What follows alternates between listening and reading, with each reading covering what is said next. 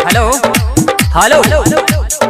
हाँ, हमारे जितने भी दोस्त महिम हित बोन और कुटुंब गौवा समाज अड़ोसी पड़ोसी और घरवाली तरफ से जिन जिन को कार्ड मिला है कृपया बाराती जाने के लिए तैयार हो जाए क्योंकि बारात निकलने वाली है।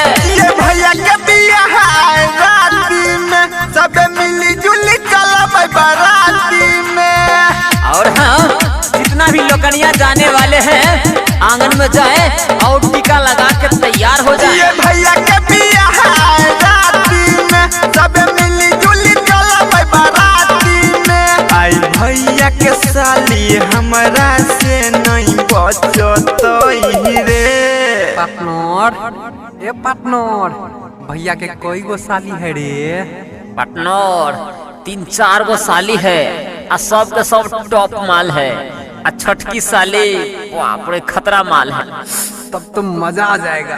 और डीजे वाला भाई बेस बढ़ाओ। कनी बेस बढ़ा धूम मचतई रे। आई बाराती में सब कियो नचतई रे। कनी बेस बढ़ा धूम मचतई रे।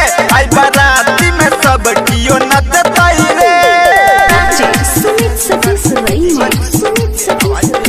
और हाँ, जितने भी 4 चक्के वाले हैं कृपया गाड़ी को लाइन में लगाएं और डीजे को आगे ले जाएं।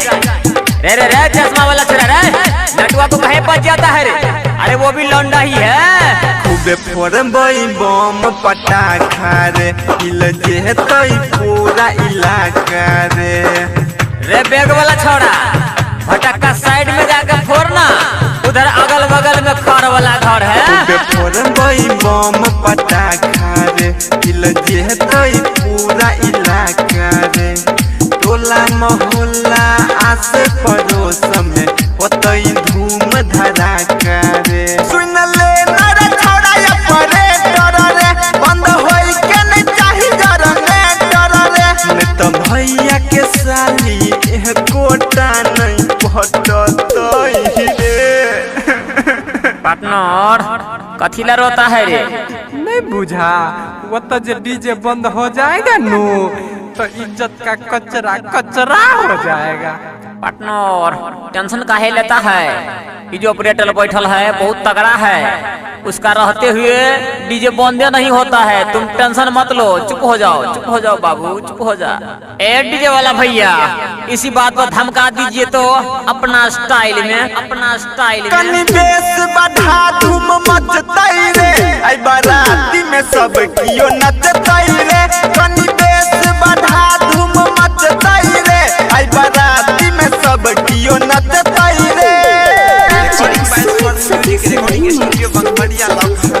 रे लड़का सब थोड़ा साइड हो जाओ, परीक्षने के लिए आ रही है।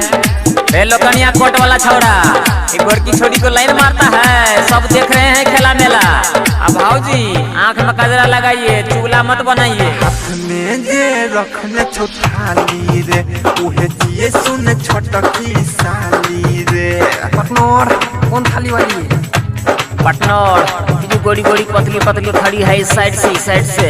हाथ में जे रखने छोटाली रे। उहे जिए सुन छोटकी साली रे। बुझे न दिहे ना मरे अपने त चुनी चुनी पढ़तौ गाली रे। गायक जीव छक बजबी है गाना रे। बंद करी है न ये तो चाहे थाना रे। रविंद्र अमित गोली के फायर करतई रे।